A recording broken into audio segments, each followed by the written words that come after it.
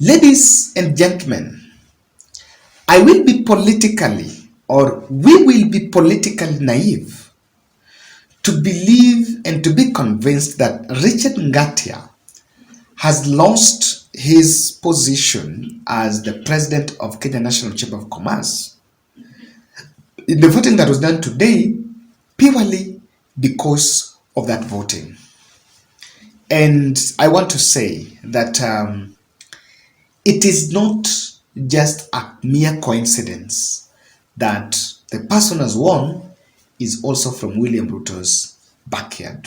And I want to repeat, it did not start and end with the votes. I have been following that election closely and following the campaigns behind the scenes because I was really waiting on how that will go. Richard Ngatia, who recently showed dalliance with William Ruto and even accompanied William Ruto to the US, in his during the US African Leaders Summit, and he was seen as if he's close to President William Ruto. And one of the reasons why that is because he had a feeling, or rather, he thought that William Ruto would support him to continue serving as the chairman of the National Chamber of Commerce.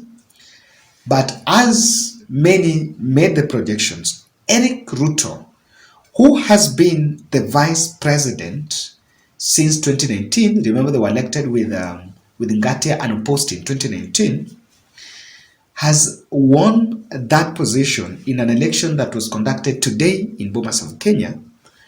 And Ejects Ruto got 267 votes against Ngatia's 208. And that election was done in Bomas of Kenya Auditorium. This is the place where, when Jubilee wanted to use for their NDC, they were told it's under renovation for the next 8 weeks. Since Jubilee conducted their NDC, you might take a calculator and just realize that it is 17 days because the NDC was on 22nd of June.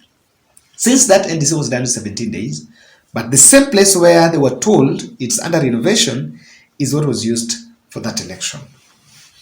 I will not even pray that the God of Ngatia visits me.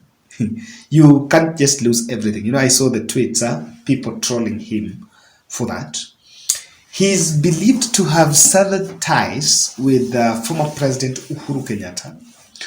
When Uhuru Kenyatta decided to pick Polycarp Igathe for the Nairobi governor's race against Ngatia, who had also campaigned, and the corridors were that he was not very happy with the decision for him to be dropped and Ngatia and Polycarp Igathe picked.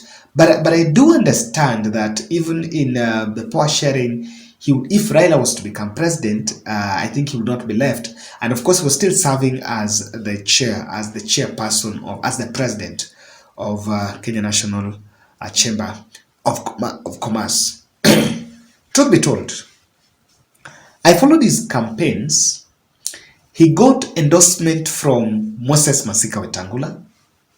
He got endorsement from Anne Waiguru, that was, I think, Mount Kenya Caucus. He got endorsement from Bungoma Governor Ken Lusaka and Vihiga Governor Wilberforce Otichilo. He also got endorsement from, I was told, who was it? Not Kotu. Kotu Francis Atwoli supported Ejects Ruto, and quite a number of leaders. And Olelenku, the Kajiado governor. I believe those are leaders that probably will have influence in that chamber, and maybe they also have a lot of stake in exactly what is happening there. Now, this serves as a very good lesson, and I may not sympathize with him, of course, not because he's lost a job. I think it is about trying luck here and there. But this is the lesson that many people may have to understand, that If William Ruto, number one, I want to say, if William Ruto wanted Ngatia to continue serving that position, Ngatia would have won that. Because I understand, I was just checking in Twitter that even Ngatia tried to reach out to Eric to step down for him, but he did not. He soldiered on and got that. So clearly, this is a very critical docket. This chamber is normally very critical, by the way, for people know, especially for the commerce and entrepreneurship of this country, SMEs. It's a big space, and I don't think in William Ruto's plan he would not be interested on who to become the president in that position, because it has a lot of international clout, and it's a money. It's a place where there is a lot of money. So it is clear that William Ruto wanted Eric Ruto to be the president there. If he wanted Ngatia, he would have made sure that Ngatia is there. You cannot remove William Ruto's hands in it. But then, this serves as a good lesson, because there are people that see whatever I want, when I am with William Ruto, because he's the president, I will always get it. If this was to be subjected to some sort of a voting, and people around the president, there is a way we have glorified the presidency and given, because of their, there's understanding of some, I don't know, it's some supernatural powers that they have, or the level of influence that he has, which is true, the level of influence. But it's a lesson that it's not a guarantee that you'll get it, because some of us have always said that if you study President William Ruto keenly, Ruto has never meant what he has said. In fact, for you to understand his language better, you try to pick what he's not saying, because what he's not saying is not going to happen. I remember in a week, the president sharing photos and Ngatia escorting the president in this Nairobi, these blue-eyed events, these economic events in Nairobi, meeting some investors here, Nairobi Stock Exchange there. So Ngatia was hand in hand with the president, and everyone will actually believe that, okay, he has got it. And even I think even his advisors or people around him knew very well that Ngatia is going to get his way in that election, and that's why he decided to go to be with the president. But while that will be, and I do believe that maybe he might have shared that vision, while that will be it, the President William Ruto knew very well that he had his choice for it, because one of the criteria of giving jobs is shareholders. Yes. Gachagua said that thing, and we've been attacking Gachagua with it. But the truth of the matter, we've been criticizing Gachagua with the story about the shareholding narrative. But the truth of the matter here is, it's deep inside government. The issue of the shareholding is deep and something that is going on. I have a very clear point 3, point blank, why William Ruto wanted Ngatia out of that position. He will be given something else, but not that position. And but before that, I should not forget about this, because I think I will lose my flow of thought. The decision to kick out Ngatia, now, even in public, he knows that he doesn't have a clout in public. Number one, because of the political inconsistency, so he doesn't have a clout. But even at the campaign trail, it was largely, and it was a dominant narrative that he didn't have papers. I remember that. I remember the discussion about papers happening, that in terms of incompetency, but if he had served in it, in this country, the papers have never counted. If we want you in it, even if you have a class 8, a class 2 certificate, by the end of the day, you will have a Form 4 and even a degree. You can even get a degree within a day. If it's about papers, even Sakaja did not have one, and I had to procure one from Uganda. May God forgive my memory. So, what I was saying here is 3 reasons why Ruto secretly wanted Ngatia out. Richard Ngatia is the fulcrum of commercial interests in this country. Not Richard Ngatia, that position. And that position was used as a link between the political power and the business moguls. The Mount Kenya Foundation, the link of the Mount Kenya Foundation, the spark they had, their leeway, the way of them getting grip of power and decision in the government is under that National Chamber of Commerce. And the Kikuyu community are having a lot of commercial interests in this country and even largely in Nairobi. So Ruto will not want to put a Kikuyu there because he will want to break that tie and disorganize, disrupt it a bit, get his own person, and by getting his own person there, number one, it will be in a position to break the ice and penetrate. Number two is to consolidate the business interest, the people within in the business interest, so that Ruto will get it. I want to tell you, Ruto has been in politics and for quite so long, for the last 10 years now that he's been with Uhuru Kenyatta.